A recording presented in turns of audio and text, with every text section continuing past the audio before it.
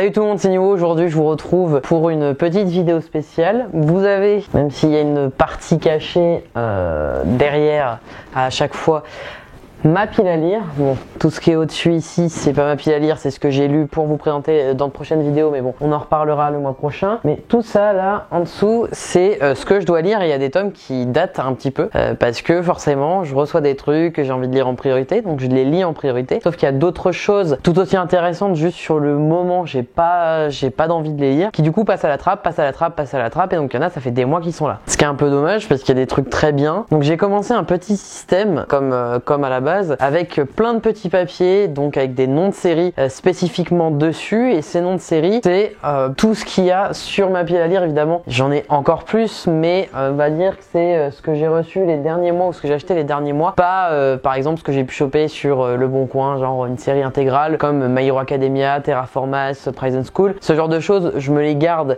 plus pour des vidéos marathon où je me fais l'intégrale de série, donc il faut que j'arrive à compléter avec les quelques tomes qui me manquent, mais bon, ça on en reparlera. Mais pour ces titres là, j'ai décidé du coup de les noter directement sur des papiers, de piocher en fait au fur et à mesure pour pouvoir lire certains trucs que je n'aurais pas lu, ou du moins maintenant, et ça m'a permis de découvrir de belles surprises, notamment Noise, où j'ai lu le premier tome du coup en piochant comme ça, et je me suis dit sur le principe ça ferait une bonne vidéo, voilà, une petite vidéo où je vais piocher quelques tomes que je vais lire du coup à la suite du piochage à chaque fois, et je vous donnerai mon avis en même temps à ce moment là. Donc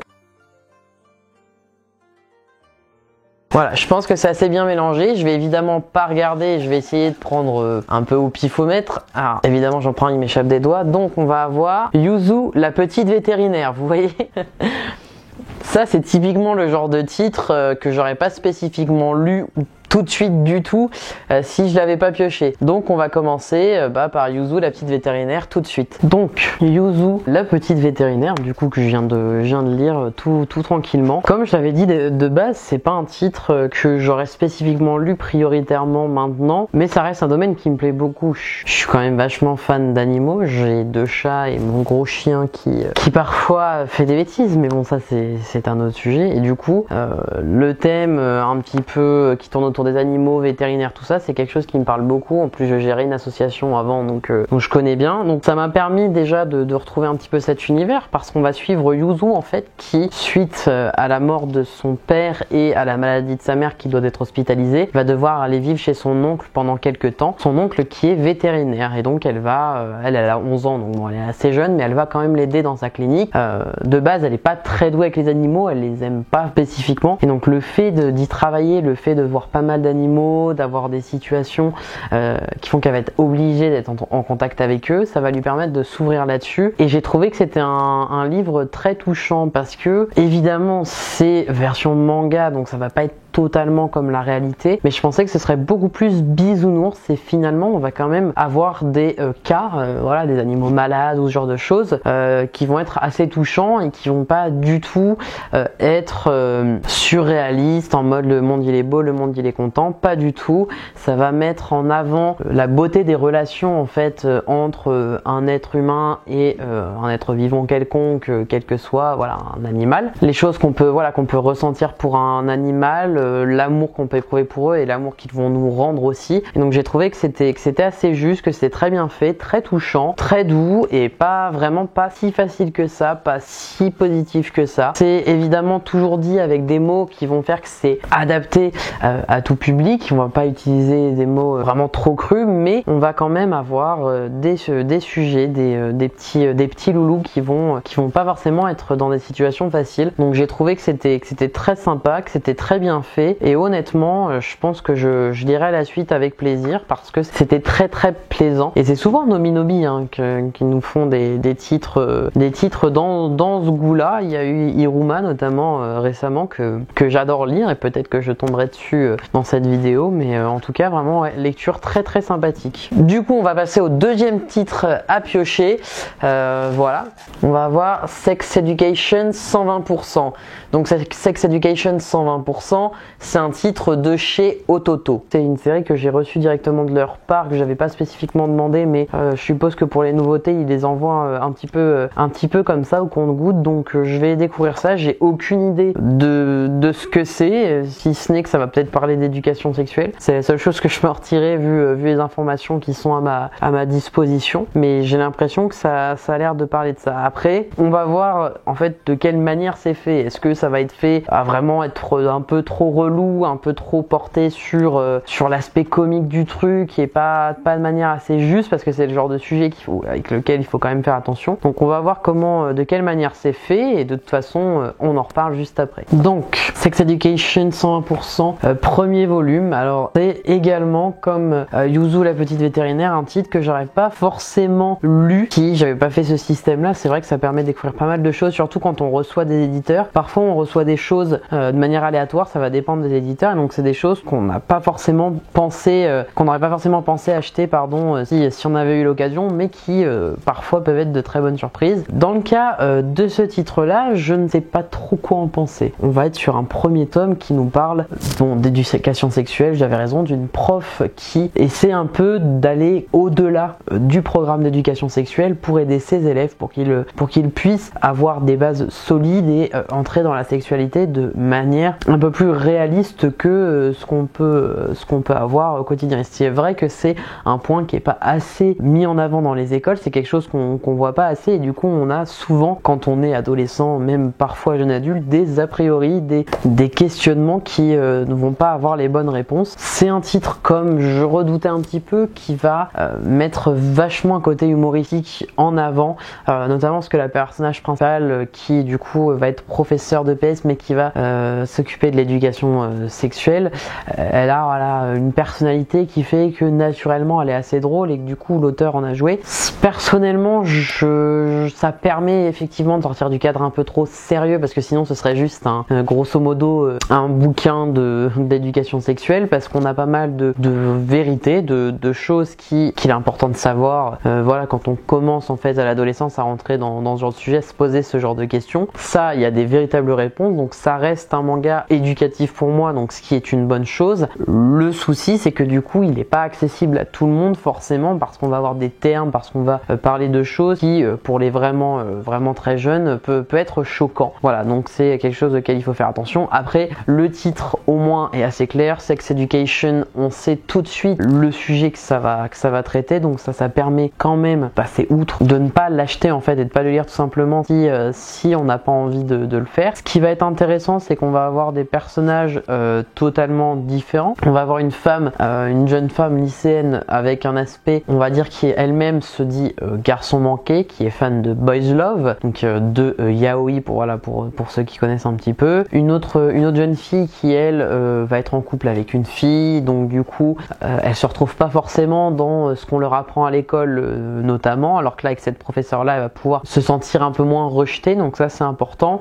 Donc c'est un titre qui va quand même prôner l'ouverture d'esprit, donc là-dessus je peux que dire oui, mais c'est vrai que je suis pas transcendé non plus, c'est sympa, ça permet de savoir certaines choses qu'on ne saurait pas forcément, notamment là sur les animaux il y a eu quelques infos, c'est un peu le seul truc à la rigueur que je pouvais ne pas connaître, mais ça reste assez positif, ça prône quand même l'ouverture d'esprit, ça prône la positivité, ça prône le consentement, l'écoute de l'autre, ce genre de choses. Donc dans tous les cas ça ne peut pas être un mauvais titre parce qu'il a de bonnes valeurs, mais je ne sais pas si c'est fondamentalement utile, d'autant plus que ça reste un titre, si je ne m'abuse, qui est japonais, donc on va pas dire que voilà, les japonais soient les personnes les plus ouvertes sexuellement. Il y a quand même beaucoup d'a priori chez eux, notamment tout ce qu'on voit au niveau hentai, eichi, c'est assez compliqué, mais voilà, ça permet d'avoir une petite approche. C'est pas, si vous êtes curieux, ça peut être une bonne lecture, mais ça va pas être ça va pas être ma lecture de l'année, ça c'est sûr. Bon, du coup on va piocher le troisième titre,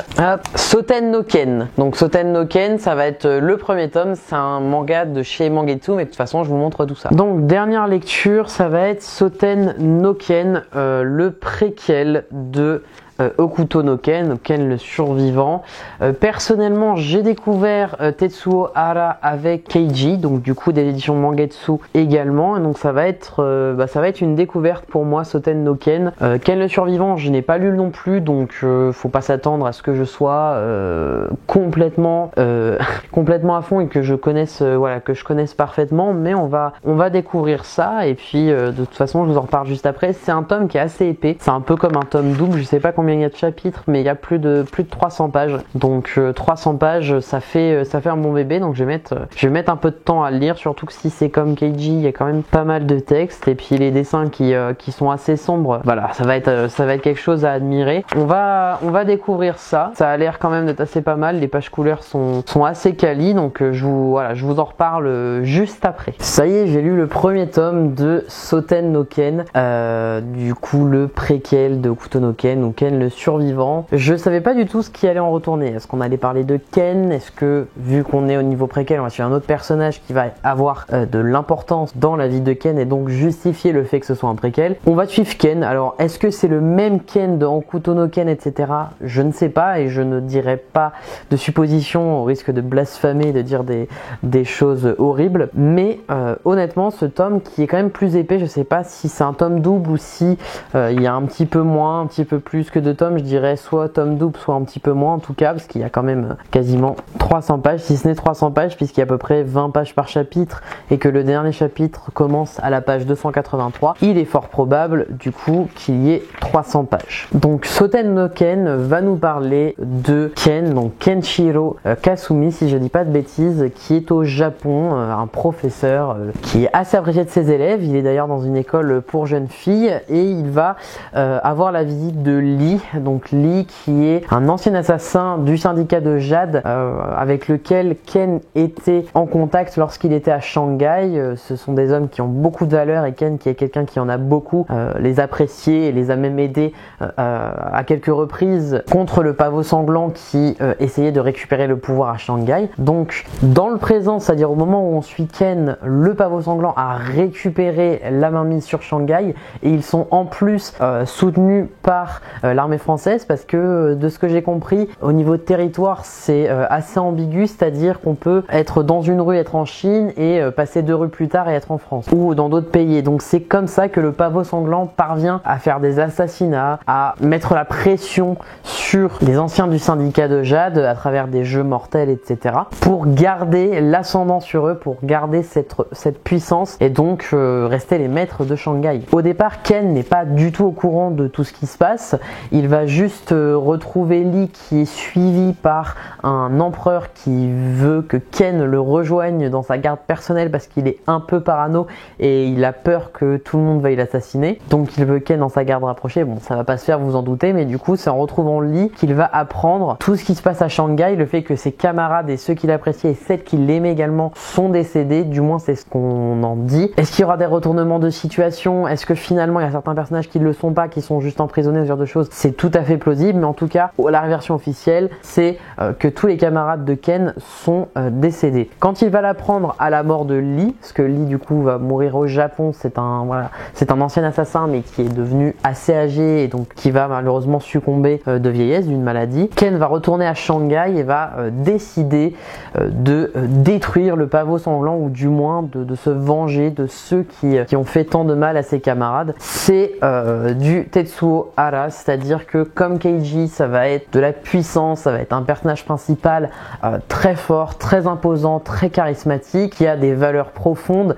Bon, évidemment des valeurs qui dans le monde actuel seraient un petit peu étranges, disons-le, mais à cette époque, parce que ça se passe dans les années 30, à cette époque, ça c'était pas tout à fait la même chose. Il y a toujours ce trait si particulier de Tetsuo Hara, magnifique, qui fait un petit peu comme à l'ancienne, comme JoJo's Bizarre Adventure, c'est-à-dire des trames assez foncées qui vont vraiment mettre en avant le noir, l'aspect noir et la profondeur en fait des éléments, les détails. On va avoir à la fois des flashbacks, à la fois ce qui se passe dans le présent. Ça va nous permettre déjà d'apprendre un petit peu ce qui a pu se passer, ce qui a fait que à Shanghai c'est le pavot a réussi à prendre le dessus, et qu'est-ce qui a fait que Ken a quitté la Chine et donc est parti pour le Japon.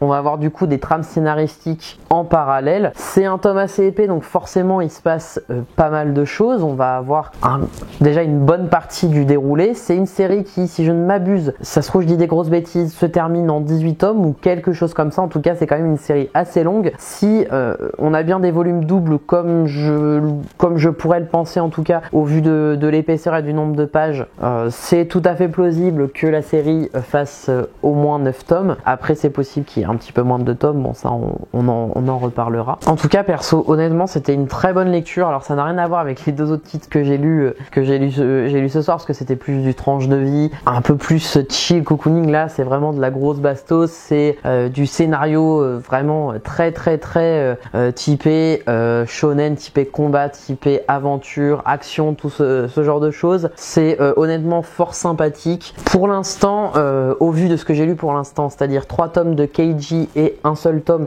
de Soten no Ken, mais plus épais comme j'ai dit, pour l'instant je préfère largement Soten no Ken. J'ai le tome 2 de Soten no Ken qui est déjà là, donc si je retombe dessus, parce que vous allez le voir, là je vais repiocher pour du coup le 4e titre, vous allez le voir, mais je vais remettre Soten no Ken dedans, parce que quand j'ai plusieurs tomes à lire, je remets. C'est le cas de Noise où j'ai dû lire le tome 1, mais là je pourrais très bien retomber dessus parce qu'il y a 3 tomes. Voilà, donc on va le remettre et de toute façon je vous en reparlerai quand j'aurai lu la suite, mais honnêtement excellente surprise. Donc nous avons le petit papier de je mets trop de Soten no Ken que je vais du coup remettre directement dans la boîte. Donc on va repiocher pour le prochain titre. Donc on va avoir Welcome to the Ballroom, donc qui est un manga de danse. Pour le coup c'est un achat, ça c'est quelque chose que j'avais envie, ce qui avait eu un anime que j'avais commencé, et du coup je m'étais dit sorti chez Noef Graphics, je sais pas comment on dit, je me suis dit let's go, je vais acheter les tomes et puis on en reparlera. Il y a 2 tomes ou peut-être le 3e est sorti, je ne sais pas. En tout cas moi j'ai que les 2 premiers pour l'instant. Donc Welcome to the Ballroom de Tomo Takeuchi. Donc oui, manga sur la danse qui apparemment est assez poétique, assez bien foutu. Donc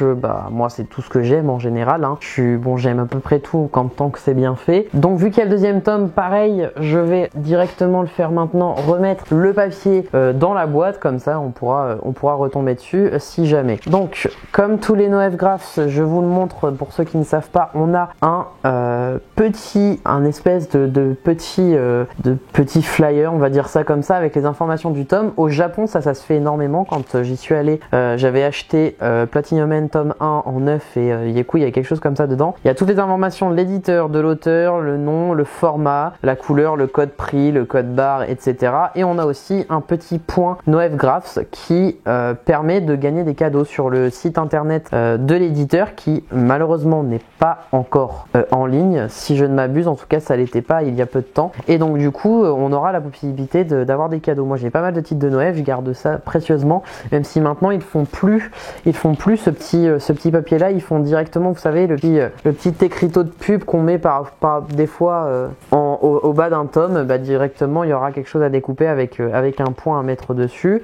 Et comme dans tous les Noëls, on a également une petite carte. Voilà, une petite carte en fait qui permet de collectionner. Le seul bémol, c'est que c'est pas toujours la même carte, si j'ai bien compris, en fonction des tomes. Donc il faudra acheter le tome plusieurs fois pour pouvoir avoir toutes les cartes. C'est un moyen marketing comme un autre, mais c'est vrai que on ne va décemment pas racheter une série. Enfin en tout cas moi c'est clairement pas ce que je ferais pour avoir d'autres cartes, même si je trouve le principe très sympa. Je les laisse dedans, voilà, en général. Bon, trêve de bavardage, je vais lire ça de ce pas et je vous reprends juste après. Ça y est, j'ai terminé Welcome to the Ballroom de Tomo Takeuchi, donc manga de danse que j'avais envie de lire depuis un moment, mais comme tout avec moi, je mets sur ma pile à lire et j'oublie. Et puis je finis par ne pas penser forcément à lire. Et encore une fois, c'est une excellente surprise. J'en avais beaucoup entendu parler parce qu'il y a là son anime qui avait fait parler de lui. Mais c'est vrai que moi qui suis quand même vachement attaché au papier, je préférais commencer par la version papier, quitte à regarder l'anime ensuite. Donc premier tome qui pose les bases, hein, c'est souvent comme ça, surtout dans les mangas de sport, où il faut déjà contextualiser, parce que même si ça reste des sports qu'on connaît de manière générale, on ne sait pas comment ça se passe dans le détail, et donc avoir des informations dès le départ, ça permet de bien comprendre l'univers et donc ensuite de pouvoir l'apprécier. Donc on va suivre Fujita qui ne sait pas ce qu'il veut faire dans sa vie, il n'a pas vraiment d'objectif, c'est quelqu'un qui est assez passif, qui va laisser les choses se faire malgré lui. Et en parallèle, il y a Shizuku qui, elle, est une passionnée de danse, va aller étudier l'année d'après à l'étranger pour continuer dans ce domaine-là. Donc ce sont deux personnalités qui sont totalement opposées, l'un qui n'a pas du tout de but dans la vie et l'autre qui sait exactement ce qu'elle veut faire. Il va par hasard se retrouver malgré lui dans un cours de danse et va se rendre compte que c'est pas si mal, même si vu les prix il ne va pas y retourner, sauf qu'il va découvrir un CD de danse qui va totalement changer sa vision des choses et va le passionner. Il va se rendre compte que la danse c'est quelque chose d'exceptionnel, donc il va finir par retourner à l'école de danse, désirer apprendre la danse. Et il va avoir quelque chose d'assez particulier parce qu'il va pas réussir à retenir les danses et à apprendre correctement avec des professeurs ou avec des mots. Il va devoir voir les mouvements, pouvoir se les approprier d'une manière assez rapide. Donc on peut s'attendre à ce qu'il évolue assez rapidement. Honnêtement, j'ai surkiffé, j'ai été pris dans ma lecture du début à la fin. On est dans quand même de ce milieu de sport, c'est-à-dire beaucoup de pression, beaucoup d'adrénaline au moment des concours, parce que là il y en a Shizuku qui va participer à un concours, donc forcément on va être pris dans cette ambiance là, pas de la même manière qu'un match de basket, qu'un match de foot ou ce genre de choses. Ça va vraiment être d'une manière qui est propre à la danse. Et moi je suis faut savoir que je suis quand même assez fan des danses, ça m'arrive souvent de regarder des chorégraphies, de regarder des cours de danse. Je pense qu'un jour je passerai le pas de m'inscrire et d'apprendre vraiment déjà les danses de salon. Je pense que c'est quelque chose assez basique mais que j'aimerais beaucoup faire. Donc c'est un milieu qui me parle, qui me touche et que j'aimerais davantage découvrir. Donc avoir un manga sur le sujet, surtout que honnêtement d'après ce premier tome c'est vraiment bien foutu et ça nous plonge vraiment dans l'univers, et bah ça me donne envie de lire la suite. Et je pense que du coup le pari est validé. Donc il y a de fortes chances que je me penche aussi sur l'anime pendant que je suis en vacances pour pouvoir découvrir cet univers, mais cette fois de manière animée, parce que c'est vrai que je trouve quand même sur le domaine du sport que l'animation ça apporte quelque chose. Donc pour cette vidéo nous aurons lu Sex Education 120% de chez Ototo. Bonne découverte, c'est pas un coup de cœur honnêtement, on verra avec la suite. Ça permet de traiter l'éducation sexuelle d'une autre manière et de manière voilà un petit peu plus ouverte sur certains sujets qui sont pas forcément présentés de prime abord. Yuzu la petite vétérinaire, un titre vraiment très chouette qui voilà pour les amoureux des animaux, qui n'est pas si facile que ça à lire. Il y a voilà des petits moments touchants, mais franchement une très bonne découverte, j'en attendais rien pourtant. Ensuite Soten no Ken, franchement super cool de Detsu Ohara, très bonne découverte également, mais bon ça je vous en ai déjà parlé, j'ai hâte de découvrir la suite. Et on aura également lu Welcome to the Ballroom de Tomo Takeuchi, vraiment très cool aussi. Je pense que c'est mon préféré des 4 pour cette vidéo, mais ça se joue vraiment pas loin avec Soten no Ken, c'est deux milieux qui n'ont rien à voir, donc c'est assez difficile de faire un choix, mais voilà c'est vrai que c'est quand même je pense celui qui m'a le plus transporté. N'hésitez pas à me dire vous dans les commentaires si vous avez lu un de ces 4 titres et à me dire ce que vous en avez pensé. On se refera je pense quelques vidéos de ce style là où je piocherai au hasard, ça va me permettre d'écouler un petit peu ma pile à lire, même si vous vous en doutez qu'avec 4 tomes par vidéo ou 5 ce sera compliqué. Là pour ce premier épisode j'ai décidé d'en mettre que 4 parce que ça prend quand même du temps à tourner mine de rien, parce qu'on reste dans le fait de lire, c'est pas en mode je lis le soir avant de dormir et basta. Donc là vu que j'ai lu au fur et à mesure il y a quand même une certaine contrainte, mais en commençant plus tôt dans la journée je pense que ce sera possible d'en mettre un petit peu plus. Donc moi je vous laisse, je vous dis du coup à la prochaine pour une nouvelle vidéo et d'ici là portez-vous bien, ciao.